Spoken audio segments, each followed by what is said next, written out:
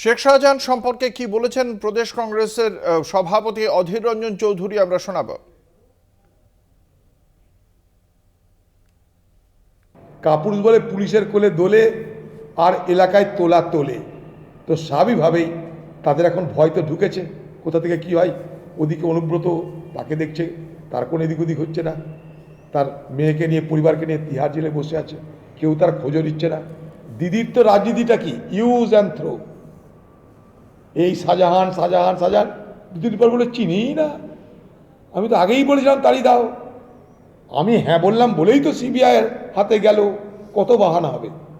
শাহজাহানকে দুদিন পর দিদি ইউজ অ্যান্ড থ্রো করার মতন ডাস্টবিনে ফেলে দেবে। একদিকে যেমন চলছে রাজনৈতিক বিভিন্ন চাপানোতর, তার পাশাপাশি সমান্তরালভাবে এগিয়ে চলেছে তদন্ত। সিবিআই এর একটি টিম আজ শেখ শাহজাহানের যে তার বাড়িতে গিয়ে ইডির তদন্তকারী আধিকারিকরা গত 5ই জানুয়ারি যে হামলার মুখে পড়েছিলেন সেই ঘটনার তদন্তে তারা সন্দেশখালী যান এবং সেখানে গিয়ে কোথায় কোথায় সিসিটিভি আছে সেগুলো যেমন চিহ্নিত করা হয়, তার পাশাপাশি সেই যে শেখ শাহজাহান এই যে 55 দিন নিখোঁজ ছিলেন সেই সময় তিনি কোথায় ছিলেন প্রত্যেকটি ডেরার খোঁজ করছে সিবিআই এর তদন্তকারী আধিকারিকরা। দফায় দফায় সন্দেশখালী যাচ্ছেন, একাধিক জায়গা পরিদর্শন করেছেন। কোন পথে ইডির ওপর হামলা হয়েছিল, কোন দিক থেকে এসেছিলেন হামলাকারীরা, প্রত্যেকটি বিষয়ে খতিয়ে দেখছেন সিবিআই এর তদন্তকারী আধিকারিকরা। শেখ শাহজাহানের বাড়ির চারপাশটা পর্যবেক্ষণ করেন তারা। এমনকি শেখ শাহজাহানের যে বাজার রয়েছে সেই বাজারেও তারা যান।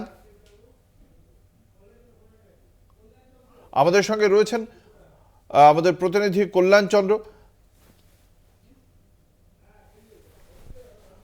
আমরা কথা বলবো, যেটা কল্যাণ জানতে চাইবো, এই যে অধীর রঞ্জন চৌধুরীর যে বক্তব্য শেখ শাহজাহান সম্পর্কে, যে Trinamool Congress use and throw এর মতো শেখ শাহজাহানকে কয়েকদিন বাদে মমতা বন্দ্যোপাধ্যায় ভুলে যাবেন এই শেখ শাহজাহানের নাম, আর এই বক্তব্যকে কিভাবে দেখছে জেলার রাজনৈতিক মহল?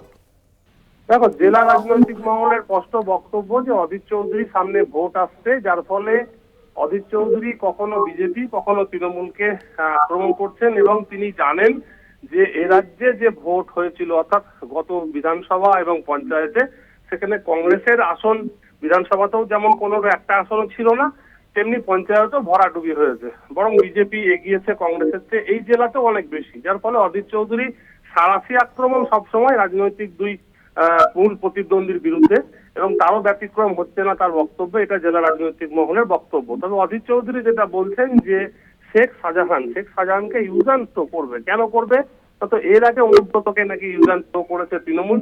পাশাপাশি শেখ শাহজাহানকে যেভাবে বাঁচাতে চাইছিল তৃণমূল, অধীর চৌধুরীর যেটা দাবি যে তৃণমূল বাঁচাতে চাইছিল, এখন সিবিআই হাতে যাওয়ার পরেই যখন তিনি শেখ শাহজাহান মুখ খুলবে তখনই কিন্তু বিভিন্ন রকম বিষয় উঠে আসবে, যার ফলে ইউজ অ্যান্ড থ্রো তাকে আগেই সাসপেন্ড করেছে দল এবং ইউজ অ্যান্ড থ্রো। কল্যাণ, তুমি আমাদের সঙ্গে থাকো। এই মুহূর্তে আমাদের সঙ্গে টেলিফোন লাইনে রয়েছেন তৃণমূল কংগ্রেসের মুখপাত্র শান্তনু সেন। আপনাকে কলকাতা টিভির পক্ষ থেকে স্বাগত জানাই।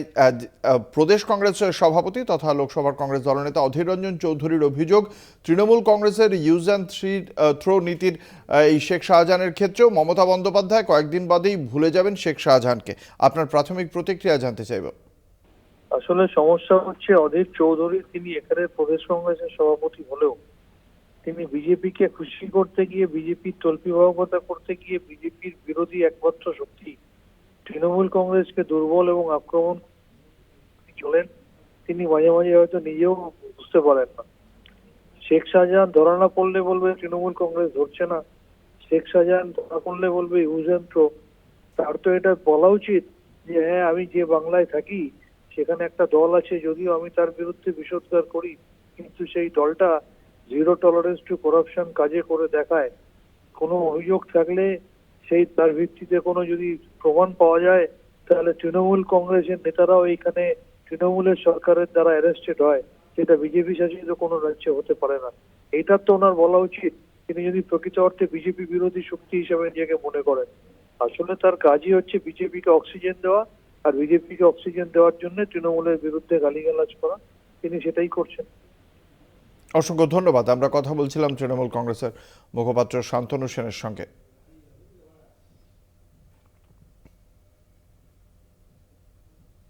আমাদের সঙ্গে রয়েছেন আমাদের প্রতিনিধি কল্যাণ চন্দ্র। কল্যাণ, তুমি যে কথা বলছিলে,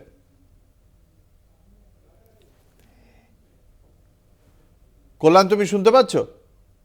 হ্যাঁ অঙ্কুর, শুনতে পাচ্ছি। হ্যাঁ, যে কথা বলছিলে কল্যাণ তুমি। অঙ্কুর দেখো, অধীর চৌধুরীর বক্তব্য যে দুদিন পরে শেখ শাহজাহানকে ছুঁড়ে ফেলে দেবে তৃণমূল এবং ইউজ অ্যান্ড থ্রো, অর্থাৎ তোমাকে ব্যবহার যখন দরকার তখন ব্যবহার, যখন প্রয়োজন নেই তখন ফেলে দেবে, এই নীতি তৃণমূলের। এবং এই বক্তব্য অধীর চৌধুরীর, এই দাবি অধীর চৌধুরীর। কিন্তু অধীর চৌধুরী এখন এভাবে শেখ শাহজাহানকে কেন এভাবে তিনি বলছেন ইউজ অ্যান্ড থ্রো, অধীর চৌধুরীর দাবি এবং অধীর চৌধুরী উদাহরণ হিসেবে জানাচ্ছেন যে এর আগে যে সমস্ত তৃণমূল নেতারা সিবিআই হাতে গেছে, ইডির হাতে গেছে, তাদেরকে ইউজ অ্যান্ড থ্রো করে দিয়েছে তৃণমূল। ঠিক একইভাবে শেখ শাহজাহানকে করা হবে ইউজ অ্যান্ড থ্রো।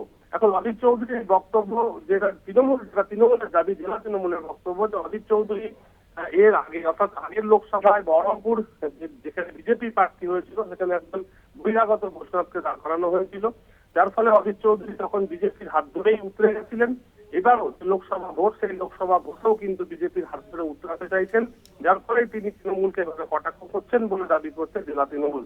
যদি অধীর চৌধুরীর বক্তব্য যে তিনি সবসময় বিভাজনের রাজনীতি যারা করছে, অর্থাৎ বিজেপি যে বিভাজনের রাজনীতি করছে তার বিরোধিতা তিনি করছেন, সুতরাং শেখ শাহজাহানকে যে তৃণমূল ইউজ অ্যান্ড থ্রো করবে সেটা তিনি বিলক্ষণ জানেন এবং এর আগেও যেমন হয়েছে ঠিক তারই পুনরাবৃত্তি ঘটবে বলে অধীর চৌধুরীর দাবি। অঙ্কুর, ধন্যবাদ। আমাদের সঙ্গে ছিলেন আমাদের প্রতিনিধি কল্যাণ চন্দ্র।